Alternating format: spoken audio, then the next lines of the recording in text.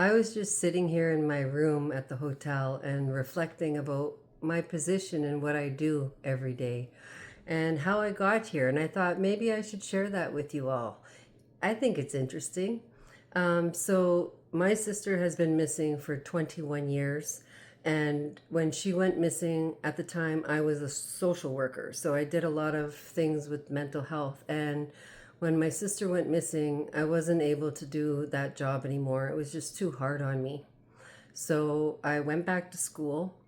And when I was about to graduate, I ended up getting a job in the mailroom with the federal government, where I would open mail, sort it, and give it to the right workers. And I loved that job. I'll never forget.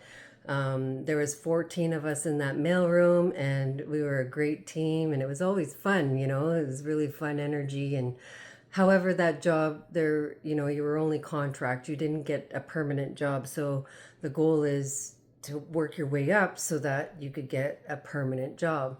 I only did the mailroom for maybe almost 2 years, and then I moved up to processing. I would process death and survivor applications. And it was when they found the 215 remains, I wanted to quit my job. I was really struggling inside because, working for the federal government and the history with Indigenous people and what's still happening today, it really impacted me. So thankfully, I called our EAP, our Employee Assistance Program, and I was able to speak to an elder specifically, which was wonderful. And that elder really gave me a perspective of, if I want that change, how am I going to do it? So from that day on, instead of quitting, I became a co-chair for the Truth and Reconciliation Working Group, where I actually won a Deputy Ministry Award because of the work I did for that. And that was all volunteer work. But that work got me seen. And I ended up moving up to another position before this one. And I was the one to make up the qualifications needed for jobs for Indigenous people and try to recruit Indigenous people. I wasn't in that position very long before I got this position. And the position I'm in now is where I recruit and maintain Indigenous language speakers across Canada. And I have a coworker that does it with me. It's just me and him, and then we have our boss. But it's a really rewarding job. I'm here today and I think about all the jobs I've done and how it led me to this path and why I'm fitted for this job.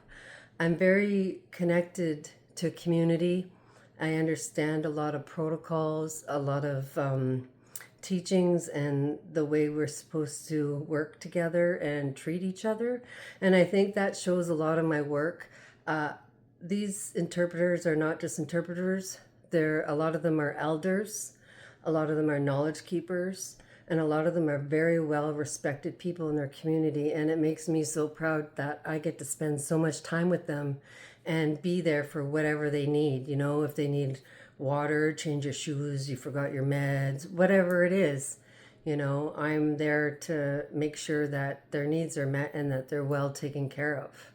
So that's a little bit about what my job entails. It's a lot of prep work to get to this week. And yeah, it's just something that's very passionate. I'm very passionate about. And, something that people don't understand is that, well, you don't even speak your language. Well, that's why I'm even more fitted for this role.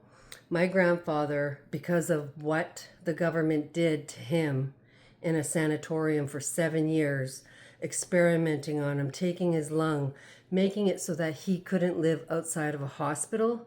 Because of those experiences, my grandfather refused to speak his language to my mother, and therefore I don't have my language.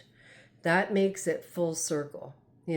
I'm here now fighting for our languages, and it means more to me than anybody else because it has impacted my family directly. And for me to be able to be a part of ensuring Indigenous languages are heard in Canada and are important in Canada, and that our people are treated well during the process, I'm very proud of that role. So I hope you enjoyed this, and I'm looking forward to sharing more things like this. Of course, YouTube only, because this is where I really want to grow. I could monetize here. I could maybe get brand deals here, and I could spread more awareness. So please help me by liking, commenting, sharing, subscribing. It really means a lot to me. So miigwech nakamek for being on this journey.